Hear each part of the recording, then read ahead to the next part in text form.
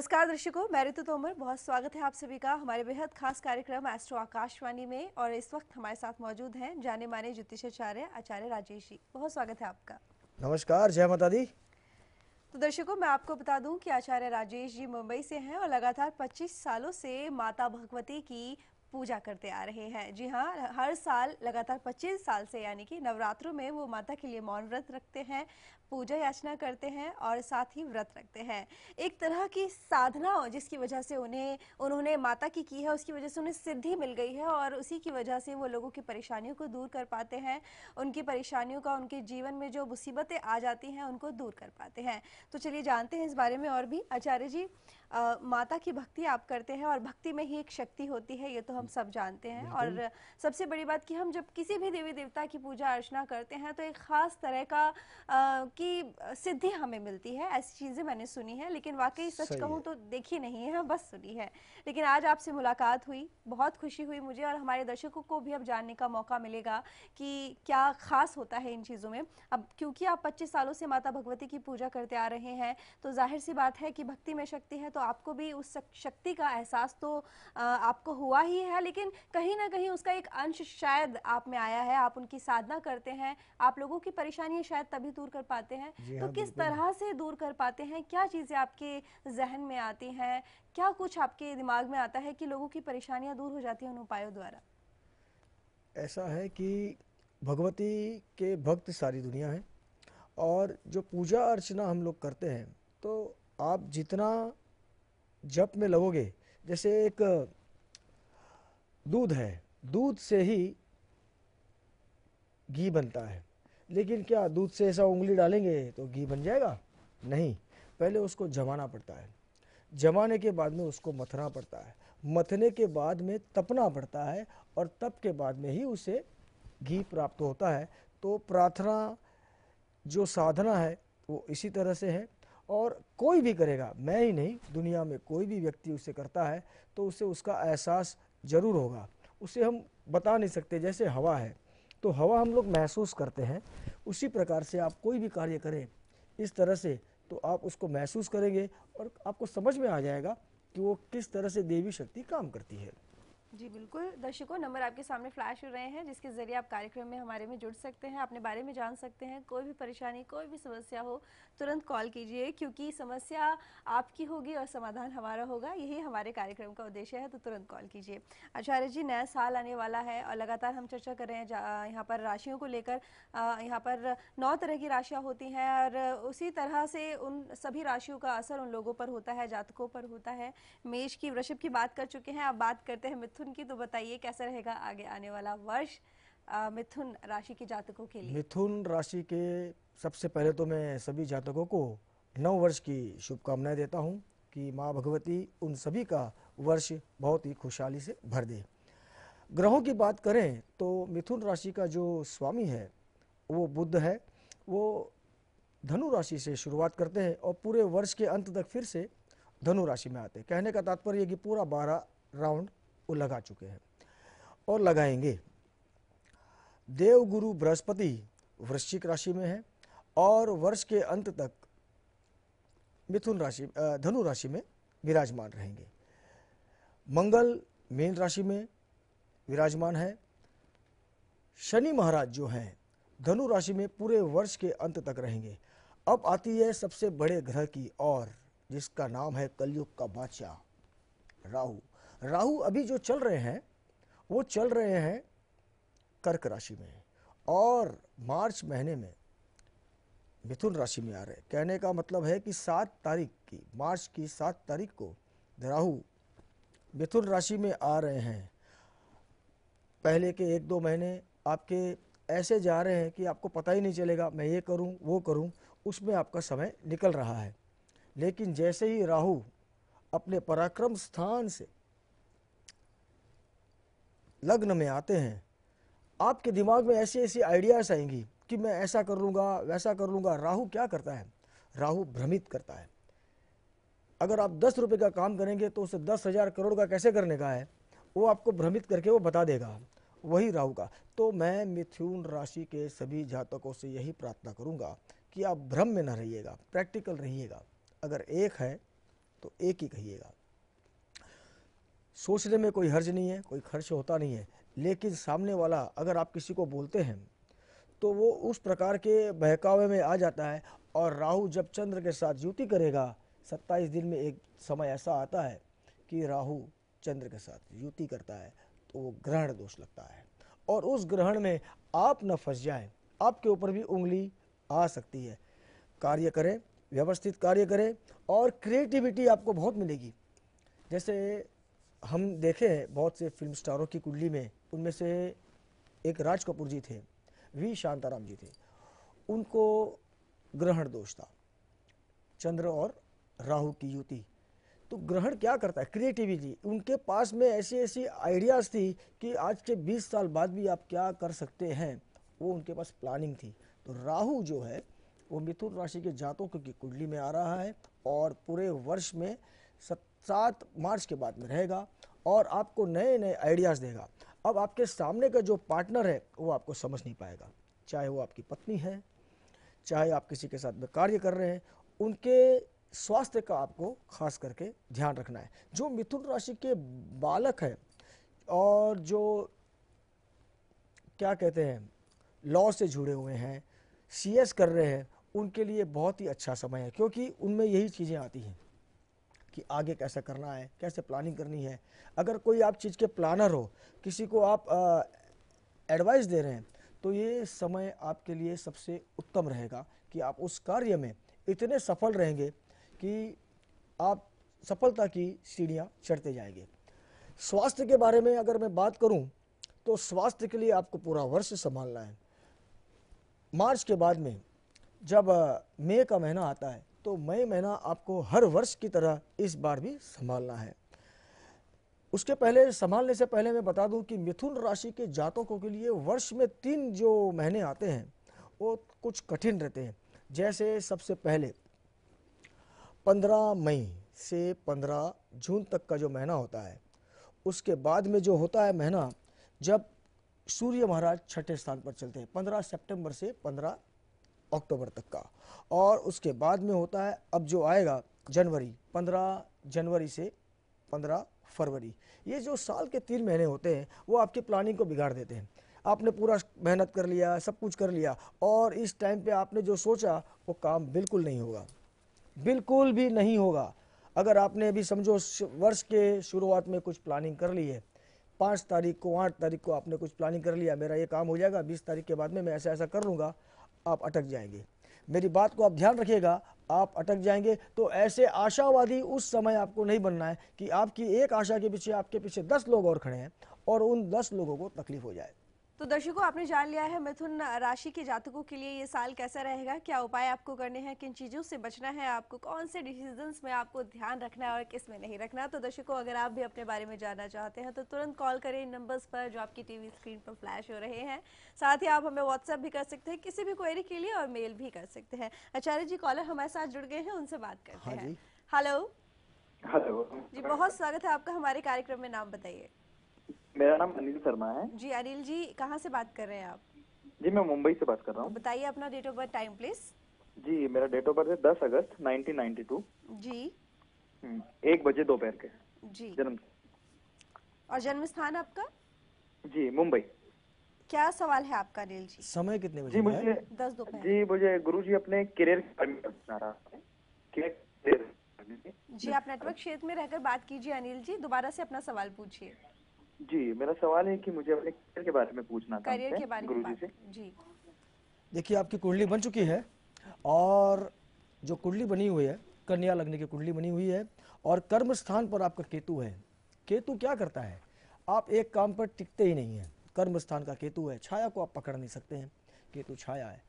एक जॉब छोड़ूंगा, नहीं मुझे सेटिस्फाइड नहीं है, दूसरे जॉब में जाओगे, नहीं ये भी ठीक नहीं है, तीसरा नहीं है, चौथा नहीं है, 4 लाइन आप बदली कर रहे हैं। अब तक आप कितनी लाइन बदली कर चुके हैं? जी, आप अब तक कितने लाइन बदली कर चुके हैं? केतु आपको मैंने अब तक सर मैंने 2 से 3 बिजनेस चेंज कर दिए। मेरा एक जॉब मेरा रह नहीं पाता है, अलग अलग मेरा जॉब बदलता रहता है। बिल्कुल यही है कि केतु आपको एक जगह पर रहने को देता नहीं है। आपको विश्वासघात होता है। आप दिल के बहुत अच्छे इंसान हैं। 12वें स्थान का जो गुरु है वो आपको विश्वासघात देता है। तो आप सबसे पहले तो एक उपाय करें, आप शिव जी की उपासना करें। आपको रोज शिव के मंदिर में जाना है और काले तिल जल में डालें और शिव को आप अर्पण करें, आपके बहुत सारे कार्य सिद्ध हो जाएंगे। तो अनिल जी, ये उपाय आप कीजिएगा, आपको ज़रूर लाभ होगा। बस ये छोटे से उपाय हैं जो आपको करने होंगे और फिर आप देखेंगे कि आपके जीवन में स्टेबिलिटी कैसे आएगी। आचार्य जी, अब हम बात करते हैं कर्क राशि को लेकर कि उनका आगे आने वाला साल कैसा रहेगा, बताइएगा। कर्क राशि वालों के सभी जातकों को मैं 9 वर्ष की शुभकामनाएं देता हूं। माता रानी उनका पूरा वर्ष सुखमय करें। कर्क राशि, कर्क राशि का स्वामी जो है वो चंद्रमा है, जल तत्व की राशि है। और चंद्रमा जो है वो मन का कारक है, माता का कारक है, घर का कारक है, चौथा स्थान जो है। आज कहते हैं ना कि किसी को आप बांध के रख दो, लेकिन आप मन को बांध के नहीं रख सकते। वो यहाँ से बैठे बैठे अमेरिका चला जाएगा और रिटर्न भी आ जाएगा बिना टिकट, कुछ खर्चा लगता नहीं है उसको। तो कर्क राशि वाले इसी प्रकार के होते हैं, बहुत मन के अच्छे होते हैं, सफल होते हैं। किसी पे अगर उन्होंने भरोसा कर लिया तो सामने वाला उसको जितना मांगता है लूट ले, वो लुटाने को तैयार है। दोस्ती में तो वो जान देने को तैयार होते हैं, ये उनका स्वभाव है।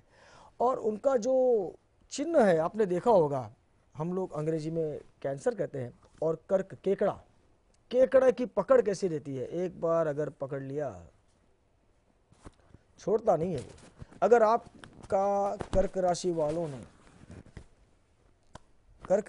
ने अगर किसी का हाथ पकड़ लिया, हाथ थाम लिया, तो जल्दी से जल्दी छोड़ते नहीं हैं। सिर्फ उनके पार्टनर के साथ थोड़ी सी उनकी अनबन होती है, क्योंकि यहाँ पर बैठा है कर्क और सामने बैठे शनिदेव। कर्क राशि यानी कि चंद्रमा मन का कारक, बहुत तेज गति, सबसे तेज गति उनकी है। अगर ग्रहों की बात करें तो सबसे तेज गति उनकी है। एक 27 दिनों में एक चक्कर पूरा मार लेते हैं 12 खानों का।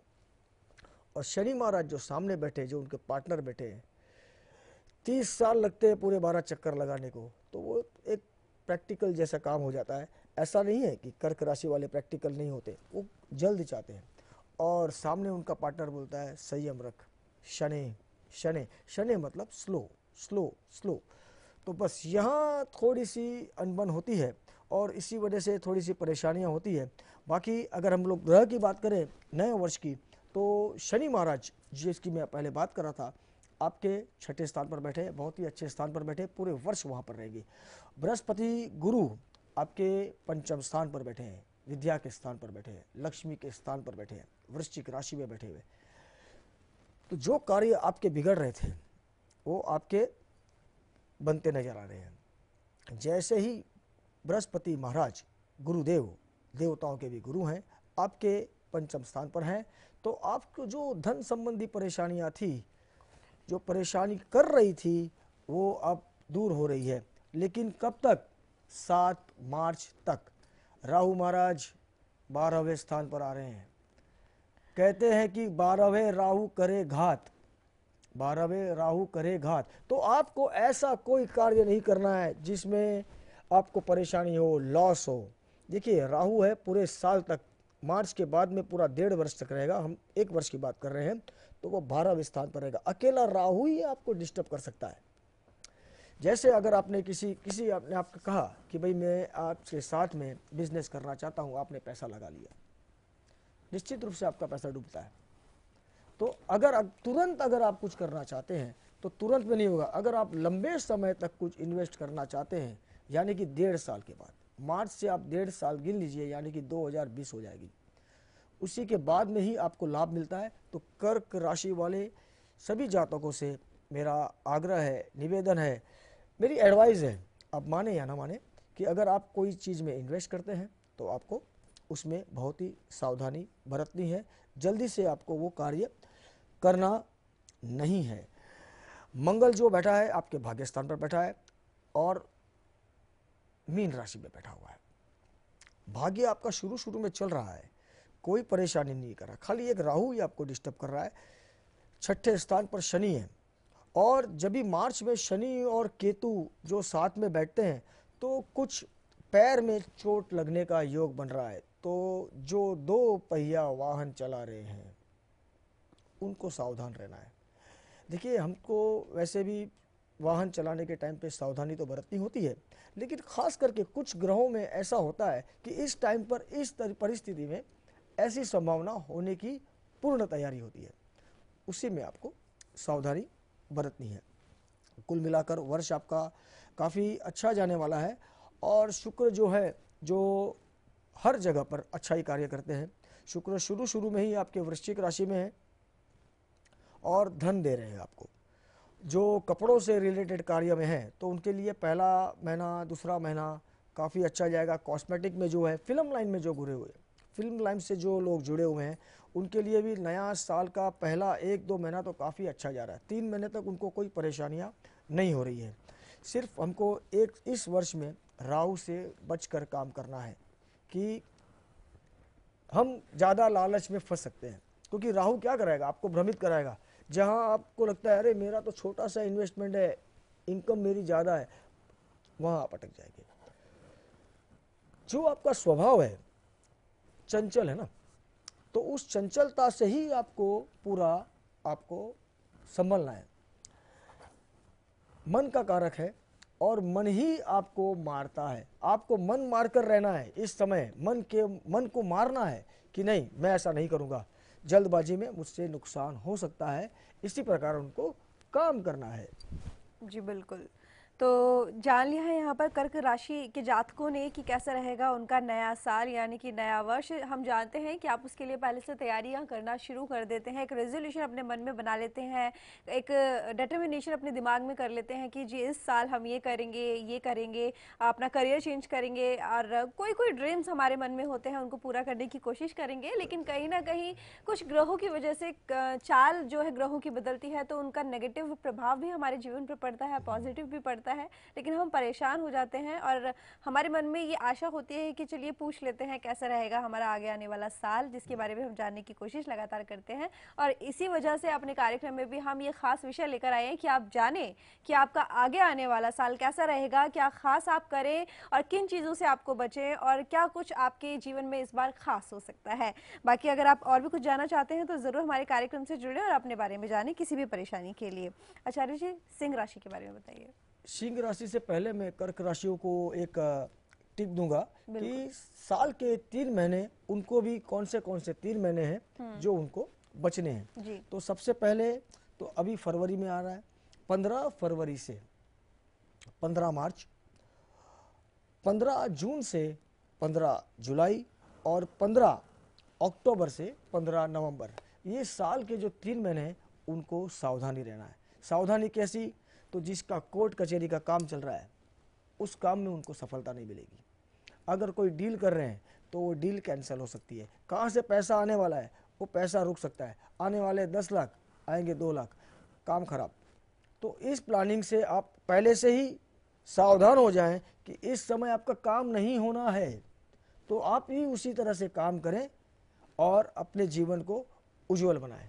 बिल्कुल। और सिंह राशि के जातकों के बारे में बताने से पहले मैं आपको बता दूं कि इस कार्यक्रम में एक चीज़ और ख़ास आपके लिए होने वाली है दर्शकों। आज आपको बताया जाएगा एक उपाय, एक ख़ास उपाय जो आपके जीवन से करेगा दरिद्रता दूर। यानी कि आपके घर में अगर रहती है धन की कमी, लगातार आपको आर्थिक परेशानियों का सामना करना पड़ता है, तो कैसे वो चीज़ दूर हो सकती है, उसके लिए खास उपाय आज हम आपको बताएंगे। लेकिन कार्यक्रम में इस ओर बढ़ने से पहले हम जानेंगे पहले सिंह राशि के जातकों के बारे में कि उनका आगे आने वाला समय कैसा रहेगा। सिंह राशि वाले के सभी जातकों को मेरा प्यार भरा नमस्कार, जय माता दी। और माँ भगवती से मेरी प्रार्थना है कि पूरा वर्ष आपके लिए सुखमय हो।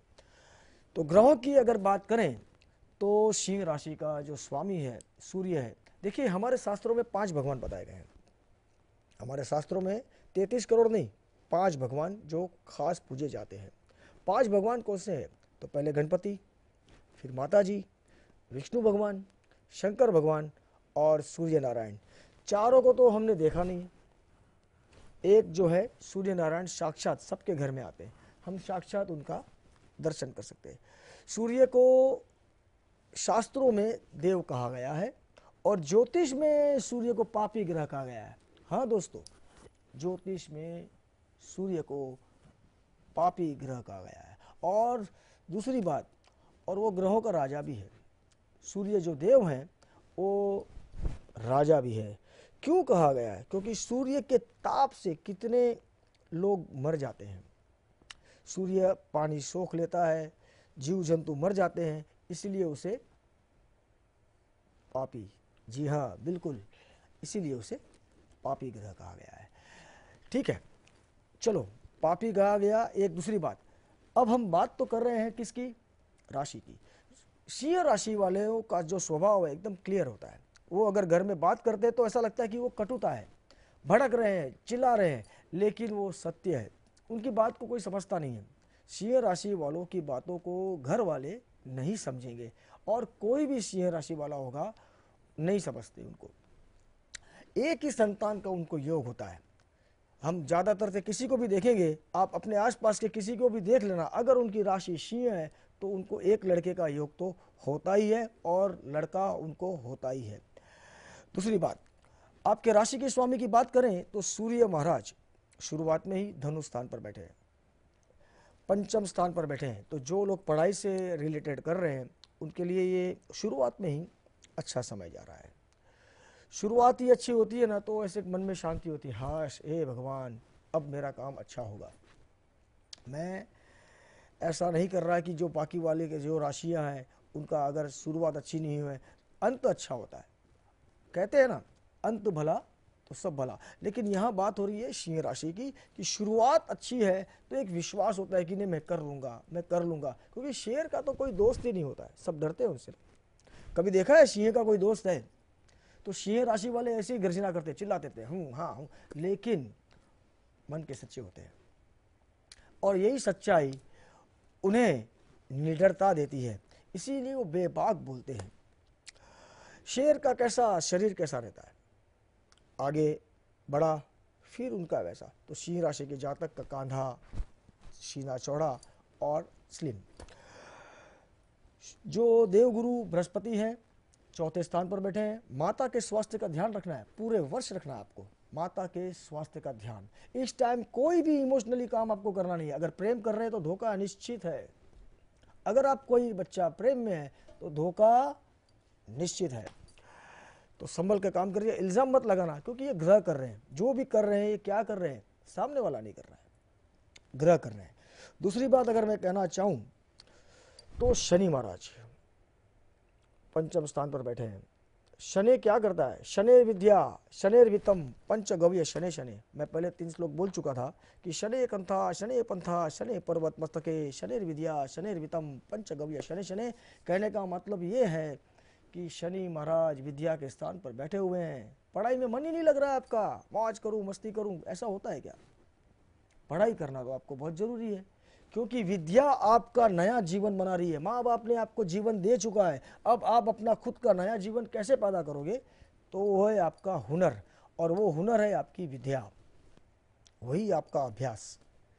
तो अगर आप इस तरह से कार्य करते हैं तो फिर आपको कौन रोकेगा? मन नहीं लगाता है, शनि क्या करेगा? आपका मन नहीं लगाएगा। ठीक है, हमको पता चल गया शनि मन नहीं लगाएगा, तो आपको आपकी कमजोरी पता चल गई, तो ग्रहों को ऊपर आप डाल नहीं सकते, क्योंकि कमजोरी को छुपाने का दूसरा नाम तकदीर। ऐसा ना हो, मैं तकदीर ही बता रहा हूँ, लेकिन उसको इस तरह से ना इस्तेमाल करें, एक रास्ता समझे, कमजोरी ना बनाए उसे, उससे आप अपनी हिम्मत बनाए। नहीं मुझे ऐसा पता चल गया है तो मैं उससे लड़ने नहीं जाऊँ, मैं उस चीज़ से रास्ता निकालूँ। जी ठीक है, मैं और पढ़ूंगा, मैं अपना कार्य करूंगा, और मैं इस तरह वो कर रहा है ठीक है, मैं उसकी आराधना करूंगा। किस तरह से? जैसे रास्ता है पथरीला है, कंकड़ है, कांटे वाला रास्ता है, आप क्या करेंगे? चलेंगे उसके ऊपर? नहीं ना। क्या करेंगे? कैसे जाएंगे बताइए आप? चप्पल पहनेंगे, जूता पहनेंगे और दौड़ के निकल जाएंगे ना। तो बस यही जीवन है कि जीवन में परेशानियां आएंगी, तकलीफ आएगी, रास्ता बनाना है, उपाय हो गया वो। ये क्या हो गया? चप्पल पहना वो क्या था? वो उपाय था, और आप निकल गए। तो जो ग्रहों का है उसका उपाय करें, जो आपके इष्ट देव हैं, जिस ईश्वर को आप मानते हैं उसकी पूजा करें, उसका नाम लें, भगवती को मानते हैं, इस तरह से आप कार्य करें और अपने जीवन को उज्जवल बनाएं। बिल्कुल आचार्य जी, हम चर्चा जारी रखेंगे। कॉलर एक हमारे साथ जुड़े हुए हैं, उनसे बात करते हैं पहले। हेलो। हाँ जी जी बहुत स्वागत है आपका हमारे कार्यक्रम में, नाम बताइए अपना। मुकेश बोल रहा था। कहाँ से बात कर रहे हैं आप? मैं नोएडा से। जी बताइए अपना date of birth, time please. 12/3/82 जी। डेट ऑफ बर्थ है मैम, और 4:30 बजे शाम को जन्म टाइम है। और जन्म स्थान क्या है आपका? ग्रेटर नोएडा। ग्रेटर नोएडा। क्या जानना चाहते हैं आप उमेश जी? मैम मैं ये पूछना चाह रहा था अपने जी से कि हमारा जो मतलब नए घर में प्रवेश कब होगा, बन तो गया है लेकिन प्रवेश कब होगा? अच्छा, गृह प्रवेश के बारे में आप जानकारी चाहते हैं? 12/3/82। समय कितने बजे का है? 4:30 शाम को। शाम को 4:30। और ग्रेटर नोएडा, नोएडा का इनका जन्म है। ओके, देखो कुंडली मेरी बन चुकी है और सिंह लग्न की कुंडली है, कन्या राशि है, चंद्र शनि मंगल, शनि की दृष्टि चौथे स्थान पर। क्या प्रश्न था उनका? इनको गृह प्रवेश करवाना है, घर इनका बना है नया नया, जानना चाहते हैं कि किस दिन गृह प्रवेश करें। गृह प्रवेश आप 14 तारीख के बाद ही करें तो वो बेहतर है। 14 जनवरी नए साल में, नए वर्ष में आप 14 जनवरी के बाद ही उसे आप करें, क्योंकि अभी 2 दिन के बाद ही धनुर्मास लगता है, तो उसमें ऐसे कोई कार्य हम नहीं कर पाते हैं कि जिस प्रकार से हमको कुछ परेशानियां हैं, खर मास कहते हैं। तो 14 जनवरी के बाद आप उसको कर सकते हैं। तो जान लिया है उमेश जी आपने क्या आपको करना है। आप जानना चाहते थे यहाँ पर कि गृह प्रवेश आप करें, आपको दिन बता दिया गया है। बाकी और किसी भी तरह का अगर मार्गदर्शन आपको चाहिए तो आप हमारे साथ इन्हीं नंबरों के द्वारा जुड़ सकते हैं, जो नंबर आपके टीवी स्क्रीन पर फ्लैश हो रहे हैं। तो आचार्य जी बताइए, हम सिंह राशि के बारे में बात कर रहे थे, काफ़ी हद तक आपने हमारे दर्शकों को इसके बारे में जानकारी दे दी है। सिंह राशि का ऐसा है कि थोड़ा से गुस्से वाले होते हैं, लेकिन नारियल की तरह होते हैं। उनको हर काम परफेक्ट चाहिए। मैं जो भी काम करूंगा प्रैक्टिकल भी है, परफेक्ट भी है। छोटी छोटी ऐसा ऐसा उनको पसंद नहीं आता है। कोई अगर सिद्धता से बैठते हैं तो उन्हें बहुत अच्छा लगता है। तो उमेश जी आपने जान लिया है क्या उपाय आपको करना है, कौन से दिन आप गृह प्रवेश कर सकते हैं, ये तारीख आपने, वो शुभ तारीख आपने जान ली है। बाकी किसी भी तरह का मार्गदर्शन अगर आपको चाहिए तो आप कॉल कर सकते हैं, हमारे साथ इन नंबरों के द्वारा जुड़ सकते हैं जो आपकी टीवी स्क्रीन पर फ्लैश हो रहे हैं। दर्शकों अब वक्त हो चला है यहाँ पर वो शुभ उपाय जानने का, वो खास उपाय जानने का जिसका आप बेसब्री से इंतजार कर रहे थे। जी हाँ, वो खास उपाय जिससे आपकी आर्थिक समस्या दूर हो सकेगी। घर में अगर लगातार आती है दरिद्रता, आर्थिक समस्या बनी रहती है, आर्थिक तंगी बनी रहती है, तो क्या खास उपाय करें जो कि ये समस्या दूर हो जाए, तो बताइएगा आचार्य जी। सबसे पहले तो आप मिट्टी का एक घड़ा लें, उसमें जल भरें। जल भरने के बाद सरसों के पत्ते जो हैं उस जल में आप डाल दें और उस जल से आप किसी भी भगवान का नाम लें और उससे स्नान करें। उस स्नान करने के बाद में ही आपकी दरिद्र का धीरे धीरे नाश होता रहता है। तो इस तरह से आप कार्य करें। तो दर्शकों जान लिया है आपने क्या उपाय आपको करना है। बस आप इस उपाय को करेंगे, उसके बाद देखेंगे आप कि किस तरह से आपके जीवन में परिवर्तन आएगा और वो आर्थिक तंगी दूर हो जाएगी। किसी भी तरह के मार्गदर्शन के लिए आप हमारे साथ जुड़ सकते हैं। आचार्य जी से अपॉइंटमेंट चाहते हैं आप, तो आप हमें इन नंबरों के द्वारा अपॉइंटमेंट लेकर इनसे मिल सकते हैं। आप कॉल हमें कर सकते हैं, मेल हमें कर सकते हैं और व्हाट्सएप के जरिए भी आप हमसे जुड़े रह सकते हैं। आचार्य जी बहुत बहुत शुक्रिया कि आप हमारे स्टूडियो में आए, हमारे दर्शकों को इतनी अच्छी अच्छी बातें आपने बताई। बहुत बहुत शुक्रिया। जय माता दी, नमस्कार। तो दर्शकों फिलहाल आज के इस कार्यक्रम में बस इतना ही। मुझे दीजिए इजाजत, फिर हाजिर होंगे अगले अंक में किसी नए विषय के साथ। तब तक के लिए नमस्कार। दर्शकों, आप गुरुजी के माध्यम से आपके जीवन में आ रही समस्याओं के समाधान हेतु संपर्क कर सकते हैं। साथ ही आप अपने वैदिक अनुष्ठानों को भी संस्थान के माध्यम से संपन्न करा सकते हैं, जैसे कानूनी समस्याओं के निवारण हेतु, ग्रहों की शांति हेतु या ग्रहों के प्रभाव से बचने हेतु, शत्रु बाधा के निवारण हेतु, जीवन में विविध कष्ट निवारण हेतु, कार्य सिद्धि हेतु, शिक्षा समस्याओं के निवारण हेतु, आकस्मिक आर्थिक बाधा एवं ग्रह क्लेश निवारण हेतु, शनि की 7.5 या फिर ज्योतिषीय बाधा व मार्केश के निवारण हेतु, जटिल रोग निवारण हेतु, प्रेम विवाह बाधा एवं वैवाहिक जीवन को सफल बनाने हेतु एवं संतति समस्या के निवारण हेतु आप संस्थान में वरिष्ठ आचार्यों से संपर्क कर सकते हैं।